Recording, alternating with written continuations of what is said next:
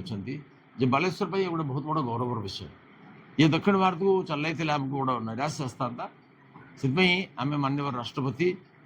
माननीय प्रधानमंत्री माननीय प्रतिरक्षा मंत्री और माननीय भूविज्ञान विभाग मंत्री जितेंद्र सिंह को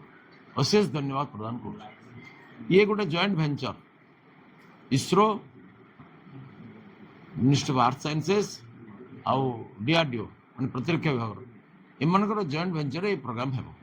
ए बहुत आगु ये प्रकल्प मंजूरी होता किंतु यार प्रीमियम विवाद छिड़ी पार नाला इसरो पैसा देवा प्रस्तुत नी से कहते आम टोटाल प्रोजेक्टर आम 65 कोटी खर्च कर 90 कोटी 65 कोटी 8 लाख खर्च करेंगे 25 लाख डिपार्टमेंट मिनिस्ट्री ऑफ आर्थ साइंसेस खर्च करेंगे परवर्ती जो रिकरिंग एक्सपेंडिचर हम वर्ष को 5 कोटी बोली आकलन करा से समय एवं बढ़ी पारे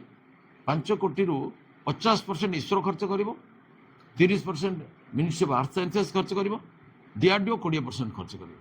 जमीटा फ्री रे लीज देवाई प्रस्ताव थिला कमिटी भी ताको अनुमोदन करथिला कौन से कारण डिपार्टमेंट बारंबार तार प्रीमियम दाबी कले 4 कोटी 4 लाख 81,000 केते टंका वार्षिक लीज रेंट देवाई कहले पाखापाखि 1.5 कोटी टंका से प्रथम नेवाई कहले से इसरो राजी हेले नहीं तेणु ये प्रकल्पर कार्यान्वयन में बहुत संदेह सृष्टि है ऊपर जना पड़ा जे प्रकल्प हो पारिबनी इसरो हाथ टेके देले मु बारंबार चिठी लिखी एवं इसरो तथ्य नहीं मु मंत्री सहित माननीय मंत्री राजनाथ सिंह सहित बारंबार आलोचना करछि माननीय जितेंद्र सिंह माननीय राजनाथ सिंह और शेष में ये विषय को हृदबोध करके मत प्रतिश्रुति देले माननीय राजनाथ सिंह जे ये प्रकल्प निश्चय हम बोली दक्षिण भारत को चल जा शुणा होची बर्तमान इसरो वाला सेमती करते से कहले ना मुझे विभाग अधिकारी डाक कहले तुरंत फाइल मो पार पेश कर जाओ तापर मुझे 4-5 चिठी लिखी 2-3 थर बस अशेष आज यहाँ राष्ट्रपति अनुमोदन क्रमे माननीय प्रधानमंत्री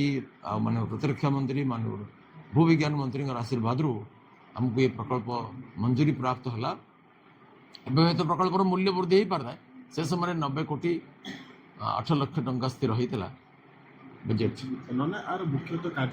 यार मुख्य कार्य हूँ जे इसरो अपन जानते गोटे स्पेस रिसर्च ऑर्गेनाइजेशन आमको विभिन्न प्रकार एटमोस्फेरिक जो परिवर्तन होची आगु प्रेडिक्ट करा जाय परनी सेटार बहुत पूर्व से जानीपारे ये आम पाखे बर्तमान बहुत कम इन्स्ट्रुमेंट अच्छी ये पाखापाखि 70-80 इन्स्ट्रुमेंट बस गोटे कस्टली इन्स्ट्रुमेंट सब बस जो मैंने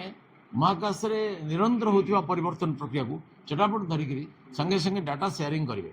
डीआरडीओ सहित आर्थ साइंसेस सहित करेंगे डाटा शेयरिंग कले यार गोटे कमन आनालीसिस तत्काल जब आप हाथ में मशा बसला सागे ब्रेन सेंटर को जाऊँ हाथ पटके आसी पिटुचे मशा मारुचे सेमती तत्काल प्रतिकार करने गोटे ऑटोमेटिक सिस्टम विकसित हम